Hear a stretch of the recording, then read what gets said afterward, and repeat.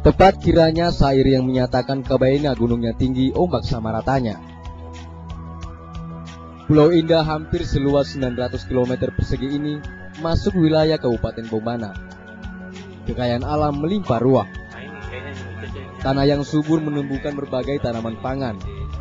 Hutan lebat menghasilkan banyak jenis kayu bermutu tinggi.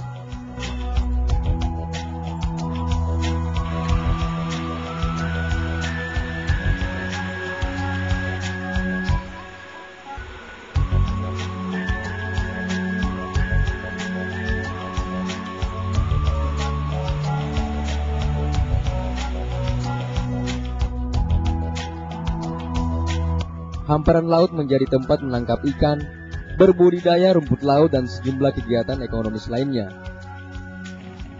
Lebih dari itu, perut bumi ini mengandung nikel, marmer, dan berbagai jenis tambang lain yang menjadi incaran para pengembang modal. Kurang lebih 13.000 jiwa menghuni pulau ini, kebanyakan bertani dan nelayan. Dari hasil pekerjaan non-formal itulah mereka memenuhi kebutuhan hidup sehari-hari tanpa pernah kelaparan. Suasana harmonis dalam kehidupan bermasyarakat menambah rasa nyaman di daerah ini. Masyarakat masih patuh terhadap adat istiadat dan jalinan emosional antar warga masih erat. Tetapi suasana itu terusik ketika pemerintah Kabupaten Bombana berupaya menjadikan Pulau Kabaena sebagai daerah pertambangan, menyusul besarnya permintaan nikel di pasar dunia.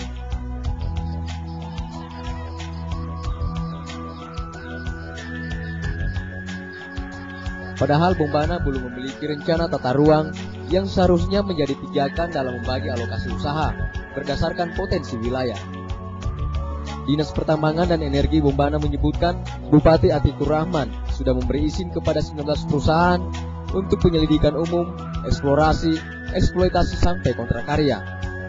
Proses pemberian izin itu sama sekali tidak melibatkan pihak legislatif apalagi warga setempat. Kebijakan pertambangan itu adalah kebijakan antara pemerintah pusat dengan pemerintah daerah. DPRD itu hanya untuk mengetahui. Makanya kan DPR ke lapangan nanti setelah ada kasus.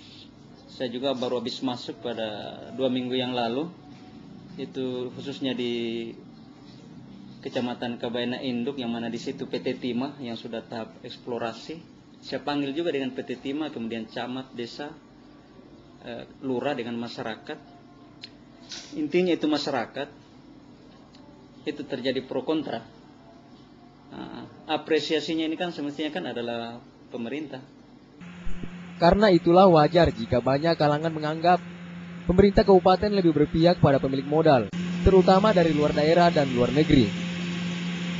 Itu Kabaena sudah lama mendengar kabar bahwa kandungan tanah di Kabaena itu ada nikelnya, ada emasnya dan lain-lain sebagainya yang belum tahu.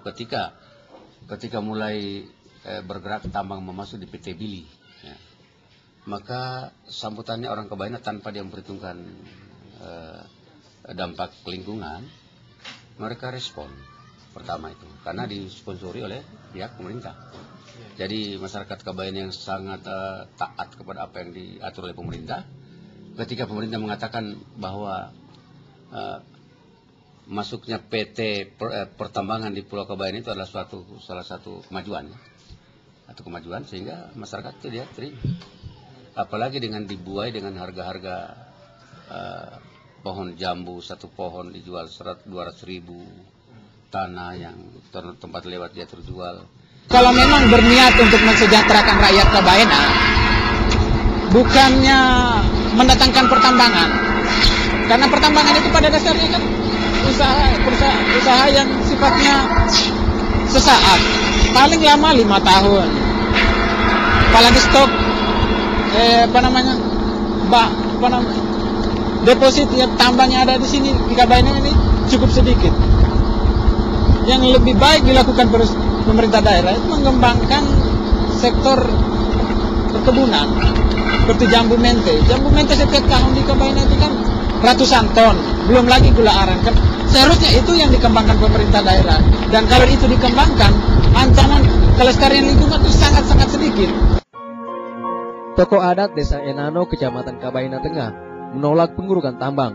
Warga bahkan sempat mengusir pihak perusahaan yang berencana mengeksplorasi kekayaan alam di daerah ini.